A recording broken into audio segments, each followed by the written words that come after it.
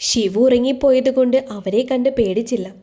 എന്നാൽ മാധവ് യാതൊരു കൂസലുമില്ലാതെ കാറിൽ നിന്നും ഇറങ്ങി പിറകിലെ സീറ്റിൽ കിടന്നുറങ്ങുകയായിരുന്ന ശിവുവിനെയും എടുത്തുകൊണ്ട് അകത്തേക്ക് കയറി. പല്ല് ഞെരിച്ചുകൊണ്ട് അവനെയൊന്ന് നോക്കിയതല്ലാതെ അവരൊന്നും പറഞ്ഞില്ല. ഒന്ന് നിന്നേ. മാധവിന് പിറകെ അകത്തേക്ക് കയറാൻ തുടങ്ങിയ തീർത്ഥയെ അവർ തടഞ്ഞു. എന്താണെന്നുള്ള മട്ടിൽ അവൾ അവരെ നോക്കി. ഒരിക്കൽ ഇങ്ങനെ രാത്രി തെണ്ടിത്തിരിഞ്ഞ് നടന്നതിന് അനുഭവിച്ചതല്ലേ, വീണ്ടും അത് വരുത്തി വയ്ക്കാനാണോ ഭാവം? പാർവതി അമർഷത്തോടെ ചോദിച്ചു. എന്തെങ്കിലും പറയാനോ ചോദിക്കാനോ ഉണ്ടെങ്കിൽ അത് മാധവേട്ടനോടായിക്കോളൂ, എനിക്കൊന്നും പറയാനില്ല. അതും പറഞ്ഞുകൊണ്ട് അവരെ കടന്ന് അവൾ മുന്നോട്ട് നടന്നു. അവളുടെ മറുപടി കേട്ട് പാർവതിയുടെ മുഖം ഇരുണ്ടു. അവർ ദേഷ്യത്തിൽ വാതിൽ വലിച്ചടച്ചു. എന്താ ഇവിടെ? ആരാ വാതിൽ തല്ലി പൊളിക്കുന്നത്? വാതിൽ വലിച്ചടയ്ക്കുന്ന ശബ്ദം കേട്ട് റൂമിൽ നിന്നും മഹി വിളിച്ചു ചോദിച്ചു. അവൾക്ക് അഹങ്കാരം, അവളോട് ഒന്നും പറയാൻ പാടില്ലെന്ന്. അവന് എന്തെങ്കിലും സംഭവിച്ചാൽ അവൾക്ക് പ്രശ്നമൊന്നുമില്ലല്ലോ, അനുഭവിച്ചതെല്ലാം നമ്മളല്ലേ. ചവിട്ടിത്തുള്ളി റൂമിലേക്ക് വന്നുകൊണ്ട് പാർവതി പിറുപിറുത്തു. നീ എന്തൊക്കെയായി പറയുന്നത്? പാതി ഉറക്കത്തിലായിരുന്ന മഹി കണ്ണ് തിരുമ്മിക്കൊണ്ട് ഭാര്യയെ മിഴിച്ചു നോക്കി. ഇപ്പോഴാ രണ്ടെണ്ണം കൂടി കയറി വന്നത്. എന്നിട്ട് എവിടെ പോയതാണെന്ന് ഞാൻ ചോദിച്ചപ്പോൾ അവൾക്ക് എന്നോടൊന്നും പറയാനില്ലെന്ന്. എന്തെങ്കിലും ചോദിക്കാനുണ്ടെങ്കിൽ മാധവേട്ടനോട് ആയിക്കോളാൻ. മുഖം കോട്ടിക്കൊണ്ട് പാർവതി ബെഡിലിരുന്നു. അവർ ഭാര്യയും ഭർത്താവും അല്ലേ, എവിടെയും പോയിക്കോട്ടെ. അതൊക്കെ നീ അന്വേഷിക്കുന്നത് എന്തിനാ? തിരിഞ്ഞു കിടന്നുകൊണ്ട് മഹി ചോദിച്ചു. പിന്നെ ചോദിക്കാതെ, തോന്നുന്നത് പോലെ പോകാനും വരാനും ഇതെന്താ സത്രാണോ? അവർ ദേഷ്യത്തോടെ ഭർത്താവിനെ നോക്കി.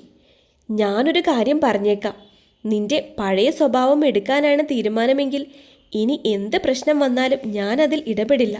നീ കാരണം നമ്മുടെ മോൻ്റെ ജീവിതം കുട്ടിച്ചോറാവരുത്.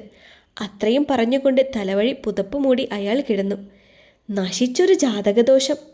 അതില്ലായിരുന്നുവെങ്കിൽ ഇവളുടെ ഒന്നും അഭ്യാസം കാണണ്ടായിരുന്നല്ലോ. നശൂലം, അസത്ത്.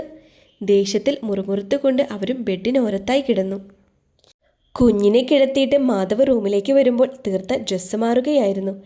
പെട്ടെന്ന് മാധവിനെ കണ്ടപ്പോൾ അവൾ നാണത്തോടെ പാതി നഗ്നമായ മാറ് പൊതിഞ്ഞു പിടിച്ചു. അവളുടെ മുഖത്തെ നാണം കണ്ട് മാധവിന് ചിരി വന്നു. ഞാനൊന്നും കണ്ടില്ല, കണ്ണ് പൊത്തിക്കൊണ്ടവൻ പറഞ്ഞു. അത് കേട്ട് തീർത്ത മെല്ലെ പുഞ്ചിരിച്ചു. മാധവ് മെല്ലെ അവൾക്കരികിലേക്ക് ചെന്നു. അപ്പോഴും നാണത്താൽ തല താഴ്ത്തി പിടിച്ചിരിക്കുകയാണ് അവൾ. എന്തിനാ ഇത്ര നാണം? ഞാൻ കാണാത്തതൊന്നുമല്ലല്ലോ. താടിത്തുമ്പിൽ പിടിച്ച് അവളുടെ മുഖമുയർത്തിക്കൊണ്ട് അവൻ ആ മിഴികളിൽ നോട്ടമുറപ്പിച്ചു. ഒന്ന് പോ. ചുണ്ട് കടിച്ചുകൊണ്ട് അവൾ ആ കൈ തട്ടി മാറ്റി. പിന്നെ തിരിഞ്ഞു നിന്നു. പിറകിൽ നിന്നും മാധവ് അവളെ ചേർത്ത് പിടിച്ചു. എന്തൊരു നാണമായത്! അയ്യേ! അവൻ താടി കൊണ്ട് അവളുടെ കഴുത്തിൽ ഇക്കിളിയിട്ടു. തീർത്ത മെല്ലെ ഒന്ന് കുതിറി. മാധവ് ഒന്നുകൂടെ അവളെ ചേർത്ത് പിടിച്ചു. പിന്നെ അവളെ തിരിച്ച് തനിക്ക് അഭിമുഖമായി നിർത്തി. ആ കണ്ണുകൾ നാണം കൊണ്ട് പിടയ്ക്കുന്നത് അവൻ ആസ്വദിച്ചു നോക്കി. ഒന്ന് മര്യാദക്കിരിക്കും മാധവേട്ടാ. അവൻ്റെ വിരലുകൾ വയറിൽ അമർന്നപ്പോൾ അവളൊന്ന് ചിണുങ്ങി. ഇല്ലല്ലോ. അവൻ അവളുടെ കവളിൽ അമർത്തി ചുംബിച്ചു. എന്താ ഉദ്ദേശം? അവൻ്റെ കൈക്കുള്ളിൽ ഒരു പൂച്ചക്കുഞ്ഞിനെ പോലെ പതുങ്ങിക്കൊണ്ടവൾ പ്രണയാർദ്രമായി അവൻ്റെ കണ്ണുകളിലേക്ക് നോക്കി. അവൻ്റെ ചേർത്ത് പിടിക്കൽ തീർത്ത അലിഞ്ഞു തുടങ്ങിയിരുന്നു. ഉദ്ദേശം പറയാൻ പറ്റില്ല, കാണിച്ചു തരാം. അതും പറഞ്ഞുകൊണ്ട് മാധവ് അവളെ കയ്യിൽ കോരിയെടുത്തു. അവൻ്റെ കഴുത്തിൽ ചുറ്റിപ്പിടിച്ചുകൊണ്ടവൾ മിഴിയിണകൾ പോലും ചിമ്മാതെ ആ മുഖത്തേക്ക് നോക്കി. അവൻ മെല്ലെ അവളെ ബെഡിൽ കിടത്തിക്കൊണ്ട് അവൾക്ക് ഇരുവശത്തും കൈകുത്തി ബലം കൊടുക്കാതെ അവളിലേക്ക് അമർന്നു. പേടിയുണ്ടോ? ജനലിലൂടെ അരിച്ചിറങ്ങുന്ന സൂര്യപ്രകാശത്തിൽ തിളങ്ങുന്ന അവളുടെ കണ്ണിലേക്ക് നോക്കിക്കൊണ്ടവൻ മൃദുമർമ്മരം പോലെ ചോദിച്ചപ്പോൾ വശ്യമായി നോക്കിക്കൊണ്ടവൾ അവനെ തൻ്റെ ദേഹത്തേക്ക് ചേർത്തു. മാധവ് പതിയെ അവളുടെ കഴുത്തിൽ മുഖമമർത്തി. കാതുകൾക്ക് താഴെ അവൻ്റെ ഉമിനീർ പടർന്നപ്പോൾ തീർത്തയൊന്നു പിടിഞ്ഞു. കാതുകളിൽ വീണ്ടും അവൻ്റെ ചുടുനിശ്വാസം പതിഞ്ഞു. പാതി കൂമ്പിയ മിഴികളോടെ അവൾ മെല്ലെ പുഞ്ചിരിച്ചു. ഒരൽപ്പം തുറന്ന അവളുടെ ചുണ്ടുകളിൽ ചുണ്ടു ചേർക്കുമ്പോൾ സ്വയം നിയന്ത്രിക്കാനാവാത്ത ഉന്മാദത്തിലായിരുന്നു മാധവ്. കാത്തിരിപ്പുകൾ അവസാനിക്കുന്ന നിമിഷം. പതിയെ അവളിലേക്ക് അമരുമ്പോൾ അവളുടെ ശ്വാസഗതിയിൽ മാറ്റം അവൻ അറിയുന്നുണ്ടായിരുന്നു. അവളുടെ മിനുസമാർന്ന മുടിയിഴകളിൽ തഴുകിക്കൊണ്ട് അവൻ അവളുടെ കഴുത്തിൽ മുഖമമർത്തി. മെല്ലെ അവളിലെ ഗന്ധം അവനിലെ വികാരങ്ങൾക്ക് ചൂട് പകർന്നു. തന്നിൽ നിന്നും ഉതിർന്നു വീഴുന്നതൊന്നും ഇരുവരും അറിഞ്ഞിരുന്നില്ല. നഗ്നമായ അവളുടെ തോളിലൂടെ വിരലോടിക്കവേ അവളുടെ നിശ്വാസങ്ങൾ മുറുകുന്നത് അവൻ അറിഞ്ഞു. മൂക്കിൻ തുമ്പിൽ പതിച്ച അവളുടെ ചുടുനിശ്വാസങ്ങൾ അവൻ്റെ നിയന്ത്രണങ്ങൾക്കും മുകളിലായിരുന്നു. തീർത്ഥയുടെ ചുണ്ടുകൾ അവനിലേക്കൊഴുകി. വികാരത്തോടെ അവനിൽ ദന്തങ്ങൾ അഴുത്തുമ്പോൾ അവനെ നോവാതിരിക്കാൻ അവൾ ശ്രമിച്ചു. മാധവേട്ട. തീർത്ഥയൊന്ന് ഞെരുങ്ങി.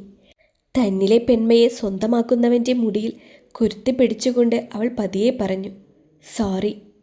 മാധവ് ചുംബനങ്ങൾ കൊണ്ടവളെ ആശ്വസിപ്പിച്ചു. പേമാരിയുടെ വന്യത മാറ്റിവെച്ചുകൊണ്ട് ചെറു ചാറ്റൽ മഴ പോലെ മാധവ് പതിയെ അവളിൽ പെയ്തിറങ്ങി. ആർത്ത് പെയ്യുന്ന പേമാരിയാവാൻ അവൻ്റെ ഉള്ളു തുടിച്ചെങ്കിലും തനിക്ക് താഴെ മിഴികൾ പാതി പൂട്ടിക്കിടക്കുന്നവളെ മുഖത്ത് നോവ് അവനെ അതിനനുവദിച്ചില്ല. പതിയെ, വളരെ പതിയെ അവളിൽ തന്നെ നൽകിക്കൊണ്ട് അവളുടെ മാറിൽ മുഖമണച്ച് കിടക്കുമ്പോൾ മാധവിൻ്റെ ശ്വാസഗതി ഉയർന്നു തന്നെയിരുന്നു.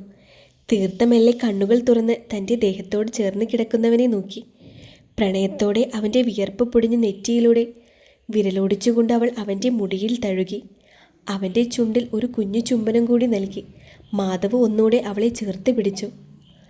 ആദ്യമായി ശരീരങ്ങളൊന്നായപ്പോൾ ഉണ്ടായ അതേ അനുഭൂതി നാളുകൾക്ക് ശേഷം ഇപ്പോഴും അവരിലുണ്ടായിരുന്നു.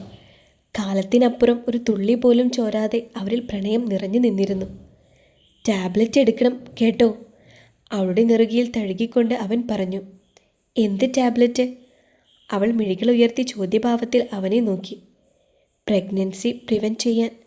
അവളെ ഫേസ് ചെയ്യാൻ ബുദ്ധിമുട്ടുള്ളതുപോലെ മാധവ് മിഴികൾ ചലിപ്പിച്ചു. അവളൊന്ന് മൂളി. പിന്നെ എന്തോ ആലോചിച്ചുകൊണ്ട് അതിവേഗം കറങ്ങുന്ന ഫാനിലേക്ക് നോക്കിക്കിടന്നു. ഫാനിൻ്റെ ശബ്ദമല്ലാതെ ഇരുവർക്കിടയിലും അസുഖകരമായ ഒരു നിശബ്ദത തളം കെട്ടി. തനിക്കെന്നോട് ദേഷ്യമുണ്ടോ? നിശബ്ദതയെ ഭേദിച്ചുകൊണ്ട് മാധവ് ചോദിച്ചു. എന്തിന്? പുരികം ചുളിച്ചുകൊണ്ട് അവൾ അവനെ നോക്കി. ഒരിക്കലും നമുക്കൊരു കുഞ്ഞുണ്ടാവില്ലല്ലോ. അത് പറയുമ്പോൾ മാധവിൻ്റെ ശബ്ദമിടറി. നമുക്ക് ശിവു ഉണ്ടല്ലോ. മാധവേട്ടന് ശിവുവിനെ സ്വന്തം കുഞ്ഞിനെ പോലെ കരുതാനാവില്ലേ? അവൾ അവന് നേരെ തിരിഞ്ഞു കിടന്നു. ഇനി നമുക്ക് കുഞ്ഞുങ്ങൾ ഉണ്ടായാൽ പോലും എൻ്റെ ആദ്യത്തെ കുഞ്ഞ് അവളായിരിക്കും. വാത്സല്യത്തോടെ പുഞ്ചിരിച്ചുകൊണ്ട് അവൻ പറഞ്ഞു. തീർത്ത അവൻ്റെ നെഞ്ചോട് ചേർന്ന് കിടന്നുകൊണ്ട് നെഞ്ചിലെ ഇടതൂർന്ന രോമങ്ങളിലൂടെ വിരലോടിക്കുമ്പോൾ മാധവ് അവളുടെ നഗ്നമായ ചുമലിൽ ചിത്രങ്ങൾ വരയ്ക്കുകയായിരുന്നു.